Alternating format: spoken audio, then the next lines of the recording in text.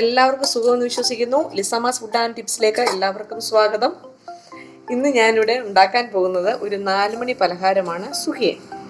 അപ്പം എല്ലാവർക്കും ഇഷ്ടപ്പെട്ട ഈ ഒരു പലഹാരം എങ്ങനെയാണ് ചെയ്യുന്നത് നമുക്ക് നോക്കാം.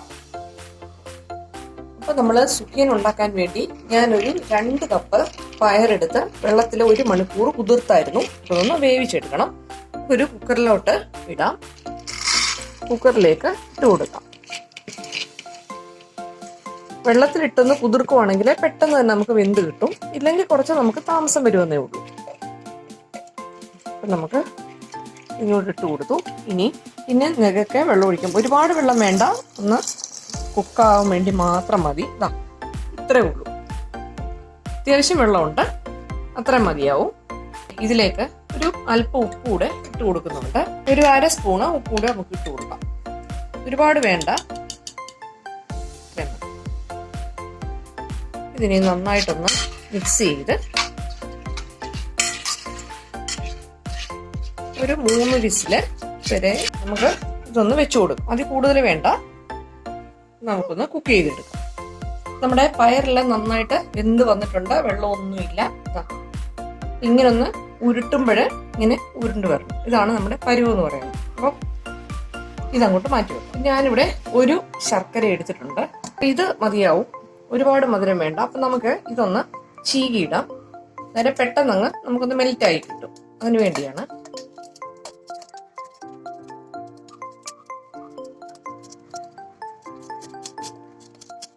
ഒരു പാത്രത്തിലേക്ക് ഇട്ട് കൊടുത്തിട്ടുണ്ട്.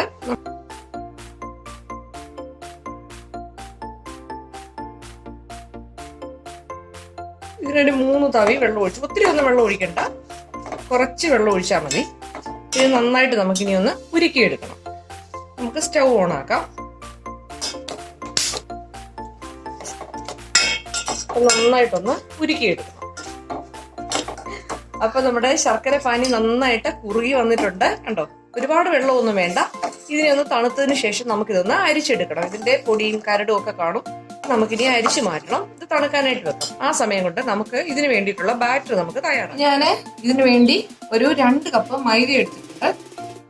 പിന്നൊരു അല്പം മഞ്ഞൾപ്പൊടി. ഇത് വേണമെങ്കിൽ മാത്രം മതി കേട്ടോ. ഒരല്പം മഞ്ഞൾപ്പൊടി, പിന്നെ ഒരു പിഞ്ച് ഉപ്പ്.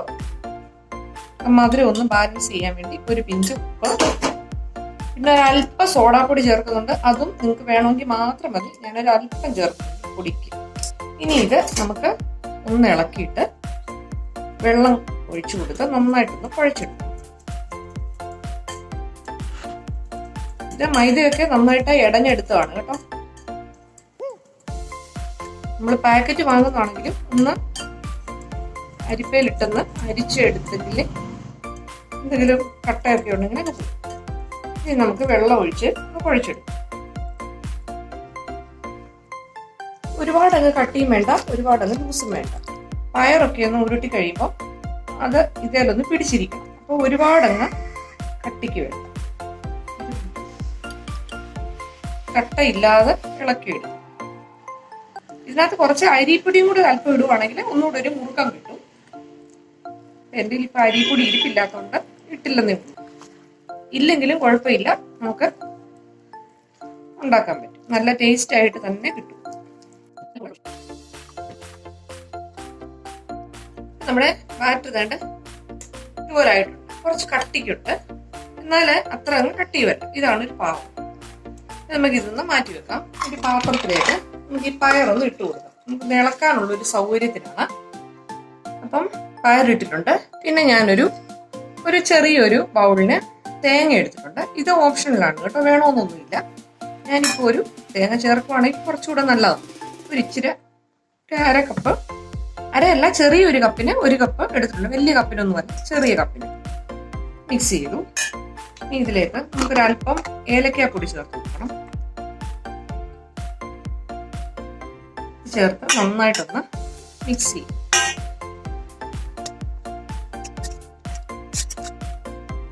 ഇനി ഇതിലേക്ക് നമുക്ക് ശർക്കര പാനി ഒഴിച്ചു കൊടുക്കാം. മധുരത്തിനനുസരിച്ച് ഒഴിച്ചാൽ മതി കേട്ടോ. മിക്സ് ചെയ്തിട്ട്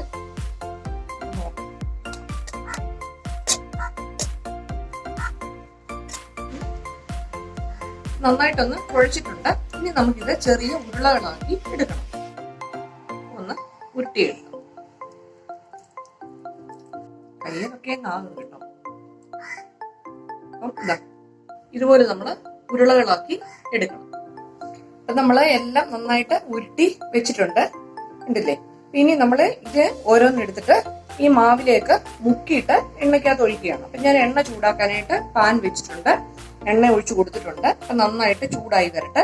അപ്പൊ ഇതെല്ലാം ഓരോന്നെടുത്ത് ഈ മാവിലേക്ക് മുക്കി ഇതിലേക്ക് ഇടുകയാണ്. എണ്ണ ചൂടായി വന്നിട്ടുണ്ട്, നമുക്ക് ഇതിലേക്ക് മുക്കാം. നന്നായിട്ടൊന്ന് മുക്കി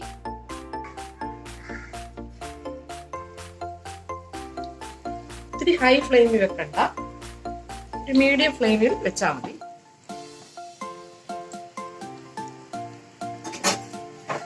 ഇത് തിരിച്ചിട്ട് കൊടുക്കും. പെട്ടെന്ന് തന്നെ അങ്ങ് ആവും, കാരണം പയർ ഓൾറെഡി കുക്കായിരിക്കുന്നതാണ്. പിന്നെ ജസ്റ്റ് നമ്മളൊന്ന് ഫ്രൈ ചെയ്ത് എടുക്കുന്നതേ ഉള്ളൂ.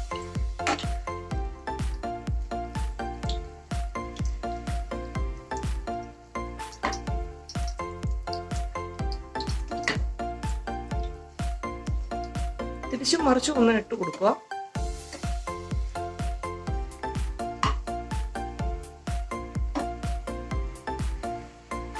ഇത് നമുക്ക് എടുക്കാം. ആയിട്ടുണ്ട്. എണ്ണ പോകുന്ന ഒരു പാത്രത്തിലേക്ക് മാറ്റാം.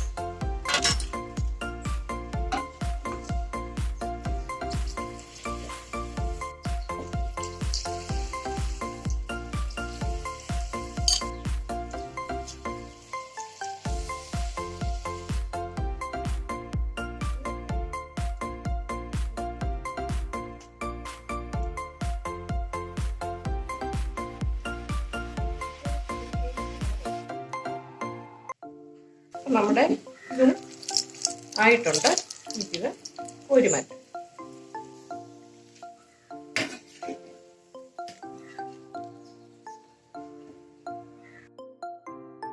പിന്നെ സ്പൂണും കൊണ്ട് ഇടുവാണെങ്കിൽ കുറച്ചോ, അപ്പൊ നമുക്ക് കയ്യിലൊന്നും ആവില്ല, ചൂടെ കട്ടിക്ക് കിട്ടും.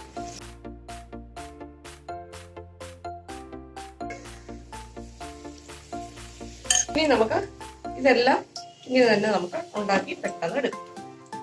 അപ്പം നമ്മുടെ സുഖ്യൻ ഇവിടെ റെഡി ആയിട്ടിരിക്കുകയാണ്. വളരെ എളുപ്പം തന്നെ നമുക്ക് ചെയ്യാൻ പറ്റും, എന്നാൽ കുറച്ച് പാടുമാണ്. അപ്പം എല്ലാവരും ഒന്ന് ട്രൈ ചെയ്ത് നോക്കണം. വീട്ടിൽ തന്നെ നമുക്ക് ട്രൈ ചെയ്യാനുള്ളതേ ഉള്ളൂ, വലിയ പ്രയാസമൊന്നുമില്ല ഉണ്ടാക്കാനായിട്ട്, കുറച്ചൊന്ന് മെനക്കെട്ടാൽ മതി. അപ്പം എല്ലാവരും നമ്മൾ വീട്ടിൽ തന്നെ ചെയ്യുവാണെങ്കിൽ നമുക്ക് നല്ല ടേസ്റ്റി ആയിട്ടുള്ള 4 മണി പലഹാരങ്ങൾ വീട്ടിൽ തന്നെ ഉണ്ടാക്കാൻ പറ്റും. അപ്പം എൻ്റെ വീഡിയോ ആദ്യമായിട്ടാണ് കാണുന്നതെങ്കിൽ ലൈക്ക് ചെയ്യണം, ഷെയർ ചെയ്യണം, സബ്സ്ക്രൈബ് ചെയ്യണം.